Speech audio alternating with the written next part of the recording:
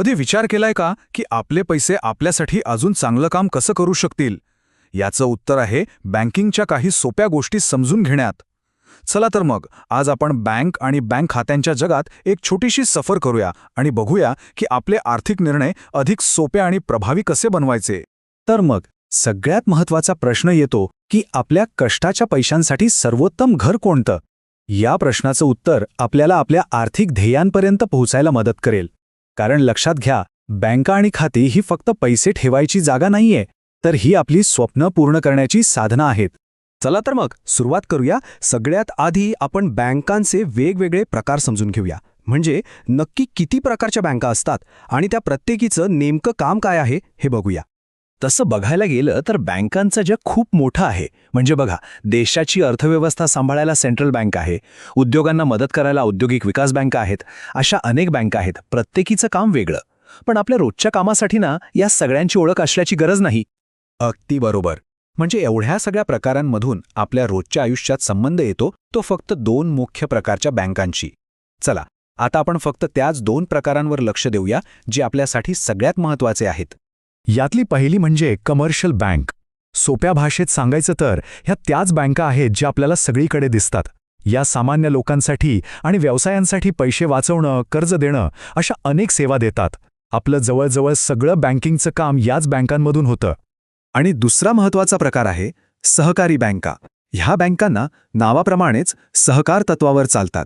बऱ्याचदा ह्या कोणत्या तरी विशिष्ट भागासाठी किंवा समाजासाठी काम करतात आणि त्यांच्या सदस्यांच्या आर्थिक गरजा पूर्ण करायला मदत करतात.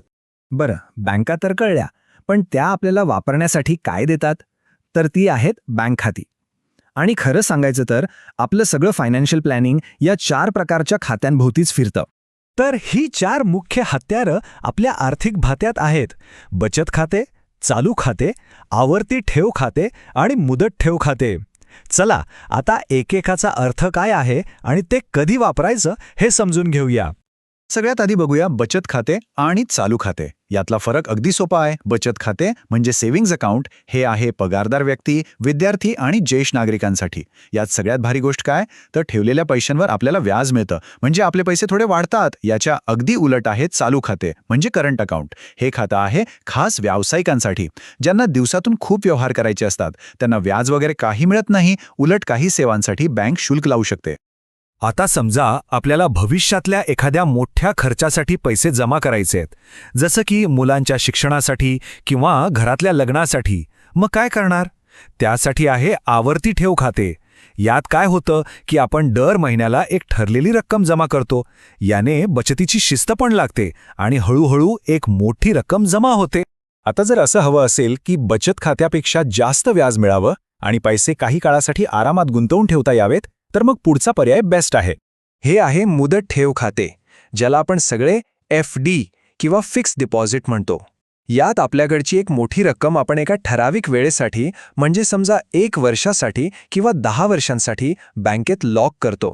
या काळात ते पैसे काढता येत नाहीत, पण म्हणूनच बँक त्यावर व्याजही सगळ्यात जास्त देते.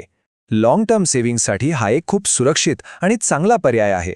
तर मग आत्तापर्यंत आपण बँका आणि खात्यांचे वेगवेगळे प्रकार पाहिले, पण सगळ्यात महत्त्वाचा प्रश्न, या सगळ्या माहितीचा वापर करून आपल्यासाठी नक्की योग्य काय आहे हे कसं ठरवायचं? चला एक सोपा प्रश्न विचारूया. समजा एखाद्याला रोजच्या बचतीची सवय लावायची आहे आणि गरजेच्या वेळी पैसे काढताही आले पाहिजेत. मग अशा व्यक्तीने काय करावं? याचं उत्तर खूप सोपं आहे. अशा वेळी सेव्हिंग्ज अकाउंट म्हणजे बचत खातं सगळ्यात उत्तम. कारण यात बचत आणि व्यवहार या दोन्ही गोष्टींचा छान मेळ साधला जातो. आता दुसरी केस घेऊया. समजा एखाद्याचा व्यवसाय आहे आणि दिवसातून अनेकदा मोठ्या रकमांचे व्यवहार करावे लागतात. पैसे जमा करायचे, काढायचे, तर मग काय करायचं? इथेही उत्तर अगदी सरळ आहे. अशा व्यावसायिक गरजांसाठी चालू खाते म्हणजे करंट अकाउंट हेच आवश्यक आहे. कारण ते अमर्याद व्यवहारांची सोय देतं, जे व्यवसायासाठी खूप महत्त्वाचं आहे. आणि शेवटी एक प्रश्न जो आपण सगळ्यांनी स्वतःला विचारायलाच हवा, की आपलं आर्थिक ध्येय नक्की काय आहे आणि ते पूर्ण करण्यासाठी आपण योग्य साधन वापरतोय का? कारण योग्य साधनाची निवड करणं हेच यशस्वी आर्थिक नियोजनाचं पहिलं आणि सगळ्यात महत्त्वाचं पाऊल आहे.